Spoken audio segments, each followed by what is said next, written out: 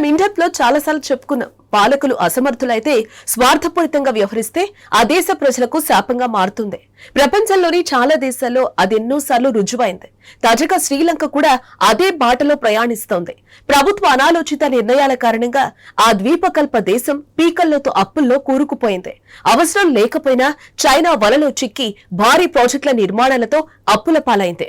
ఇప్పుడు దేశంలో వచ్చే ఆదాయం అంతా చైనా వడ్డీ కట్టేందుకే సరిపోతుంది. దాంతో దేశ అవసరాలకు డబ్బు సరిపోవడం లేదు. దాంతో ఇప్పుడు లంక ప్రజలు పడుతున్న కష్టాలు ఎవ్వరికీ రాకూడదంటున్నారు ఆ దేశ ప్రజలు. ఒకవైపు తినడానికి తిండి దొరక్క, మరోవైపు తీవ్రంగా విజృంభిస్తున్న కరోనా కారణంగా శ్రీలంక ఆర్థిక పరిస్థితి దారుణంగా దిగజారింది. 2.10 కోట్ల జనాభా ఉన్న ఈ ద్వీప దేశం లంక ప్రస్తుతం పెను సంక్షోభంలో కూరుకుపోయింది. నిత్యావసర సరుకుల కోసం ఆ దేశ ప్రజలు అల్లాడుతున్నారు. శ్రీలంకలో ఆహార కొరత తాండవిస్తోంది. సమస్య తీవ్రత నానాటికి పెరుగుతోంది. పాలపొడి, పంచదార, వంట నూనెలు కొనేందుకు ఎంత ధరకైనా కొనేందుకు జనాలు షాపుల ముందు క్యూలు కడుతున్నారు. గంటల తరబడి వేచి చూస్తున్నారు. ఈ సమయంలో శ్రీలంక ప్రభుత్వం ఫుడ్ ఎమర్జెన్సీ ప్రకటించింది. పబ్లిక్ సెక్యూరిటీ ఆర్డినెన్స్ కింద లంక అధ్యక్షుడు గోటబయ రాజపక్స ఫుడ్ ఎమర్జెన్సీ ప్రకటన చేశారు. వ్యాపారులు నిత్యావసరాలను స్టాక్ చేస్తే, నిల్వ చేస్తే సీజ్ చేసి వారిని అరెస్టు చేసేలా ఉత్తర్వులు జారీ చేశారు. అలాగే దిగుమతి పన్ను, కస్టమ్స్ ను పరిగణలోనికి తీసుకుని ప్రభుత్వం నిర్ణయించిన ధరలకే బియ్యం, పంచదార సహా నిత్యావసరాల సరుకులను విక్రయించాలని ఆదేశించారు. దీన్ని పర్యవేక్షించేందుకు అధ్యక్షుడు రాజపక్సే ఓ మేజర్ జనరల్ ను ప్రత్యేకంగా నియమించారు. అయితే ఉన్నట్టుండి ఇంత దారుణ సంక్షోభానికి కారణమేంటన్న విషయానికొస్తే శ్రీలంకలో విదేశీ మారక నిల్వలు తీవ్రంగా పడిపోయాయి. ప్రైవేటు బ్యాంకుల వద్ద కూడా విదేశీ మారక నిల్వలు అడుగంటాయి. దీంతో ఇతర దేశాల నుంచి దిగుమతి చేసుకోవడం శ్రీలంకకు కష్టంగా మారింది. దేశంలోని ఆహార నిల్వలు పడిపోవడంతో ప్రజలకు నిత్యావసరాలు దొరకటం కష్టంగా మారింది. అదే కాకుండా కరోనా కారణంగా శ్రీలంక ఆర్థిక పరిస్థితి కూడా తీవ్రంగా దిగజారింది. మరోవైపు బాండ్ల విక్రయంలోనూ సెంట్రల్ బ్యాంక్ విఫలమవుతోంది. జూలై 2021 చివరి నాటికి శ్రీలంక విదేశీ మారక ద్రవ్య నిల్వలు $2.8 బిలియన్ పడిపోయాయి. నవంబర్ 2019న $7.5 బిలియన్ అప్పటి నుంచి క్రమంగా తగ్గుతూ వచ్చింది. ముఖ్యంగా భారీ వాణిజ్య లోటు కొన్ని సంవత్సరాలుగా శ్రీలంక ఆర్థిక సంక్షోభాన్ని తీవ్రతరం చేస్తోంది. విదేశీ మారక ద్రవ్యాల నిల్వను కాపాడుకునేందుకు విదేశాల్లో తయారైన టూత్ బ్రష్ హ్యాండిళ్లు, సుగంధ ద్రవ్యాలు, వెనెటియన్ బ్లెండ్స్, స్ట్రాబెర్రీలు, వెనిగర్, వెట్ వైప్స్, పంచదార లాంటి అనేక వస్తువులను దిగుమతి చేసుకోవడం నిషేధించింది శ్రీలంక ప్రభుత్వం. దిగుమతుల నియంత్రణ దారుణంగా పడిపోవడం 1970ల తర్వాత ఇప్పుడు మరోసారి జరిగిందంటున్నారు ఆర్థిక రంగ నిపుణులు. ప్రధానంగా శ్రీలంకకు పర్యాటకం ద్వారానే ఎక్కువగా విదేశీ మారకం వస్తుంది. అయితే కరోనా కారణంగా 2 సంవత్సరాలుగా ఈ రంగంపై తీవ్ర ప్రభావం పడింది. పర్యాటకులెవరూ దేశానికి రాకపోవడంతో లంకకు తీవ్ర కష్టాలు ఎదురయ్యాయి. విదేశీ మారకం తగ్గిపోయింది. శ్రీలంక ఇంకా $1.5 బిలియన్ విదేశీ మారకం రుణాలను కూడా చెల్లించాల్సిందే. ఇది మరింత భారంగా మారనుంది. అలాగే డాలర్తో పోలిస్తే శ్రీలంక రూపాయి విలువ దాదాపు 20% పైగా పడిపోయింది. ఇదే సమయంలో మరోసారి దేశంలో కరోనా ప్రభావం పెరుగుతూ ఉండడంతో మరోసారి 16 రోజుల కర్ఫ్యూ విధిస్తున్నట్లు ప్రభుత్వం ప్రకటించింది. దీంతో ఇక ప్రజలు నిత్యావసరాల కోసం బారులు తీరారు. అసలే నిత్యావసరాల కొరతతో దేశం అల్లాడుతుంటే ఈ కర్ఫ్యూ శ్రీలంక ప్రజలకు మరిన్ని కష్టాలను తెచ్చిపెట్టింది. మరోవైపు కరోనా మహమ్మారి కాలంలో వడ్డీ రేట్లను పెంచిన ఏకైక ఆసియా దేశంగా శ్రీలంక నిలిచింది.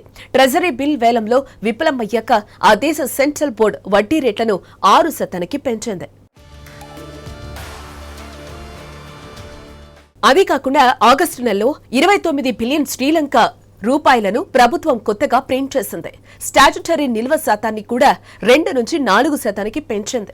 ఆగస్టు 30న నిర్వహించిన శ్రీలంక రూపాయల బాండ్ వేలం కూడా విఫలమైంది. మరోవైపు కరెన్సీని ఎక్కువగా ముద్రించడం వల్ల ద్రవ్యోల్బణం గణనీయంగా పెరుగుతుందని నిపుణులు హెచ్చరిస్తున్నారు. మితిమీరిన అప్పులు కూడా శ్రీలంకకు గుదిబండలా మారుతున్నాయి. ప్రభుత్వ అధినేతల అనాలోచిత నిర్ణయాలతో దేశం మరిన్ని కష్టాలు తప్పడం లేదు. మీకు తెలుసా, రాబోయే 3 నెలల్లో తాను చేసిన అప్పులకు గాను $3 బిలియన్ అర్జెంటుగా కావాలి. కానీ ప్రభుత్వ ఖజానాలో చిల్లి గవ్వలేదు. ఎక్కడి నుంచైనా సరే అప్పు చెల్లించాలి. అందుకు ఒకే ఒక ఆప్షన్ మిగిలింది, అప్పు చేయటం. అప్పులు తీర్చడానికి మరిన్ని అప్పులు చేయటం. ఇప్పటికే చైనా నుంచి 5 బిలియన్లకు పైగా అప్పు చేసింది. 2 వారాల క్రితం బీజింగ్ నుంచి $300 మిలియన్ అదనంగా అప్పు చేసింది. మరో చిన్న దేశం బంగ్లాదేశ్ నుంచి కూడా $100 మిలియన్ అప్పు తీసుకుంటోంది. ఇదంతా శ్రీలంక తనను ఫారిన్ ఎక్స్చేంజ్ సమస్య నుంచి బయటపడేందుకే అని ప్రభుత్వం చెప్తోంది. అటు IMF నుంచి కూడా $787 మిలియన్ ఆర్థిక సహాయం తీసుకుంది. కానీ ఇలా ఎంతకాలం అప్పుల మీద అప్పులు చేస్తుందని నిపుణులు ప్రశ్నిస్తున్నారు. చెల్లింపులు చేయకుండా తీసుకునే ఈ అప్పులు ఇప్పుడు కొండలా పెరిగిపోయాయి. దేశంలో వచ్చే ప్రభుత్వ ఆదాయంలో 80% వరకు వడ్డీ చెల్లింపులకే సరిపోతుంది. దాంతో మిగులన్నది ఓ కలలా మారిపోయింది. దీనంతటికీ కారణం చైనా విసిరిన వలలో అమాయకంగా చిక్కిపోవడమే. చైనా డెత్ ట్రాప్ లో ఇరుక్కుపోయిన శ్రీలంక ఇప్పుడు బయటకు తిరిగి రావటం అసాధ్యంగా మారింది.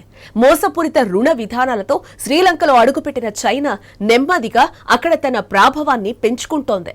కొంతకాలం క్రితం వరకు చైనా కార్యకలాపాలు శ్రీలంక దక్షిణ భాగానికే పరిమితమయ్యాయి.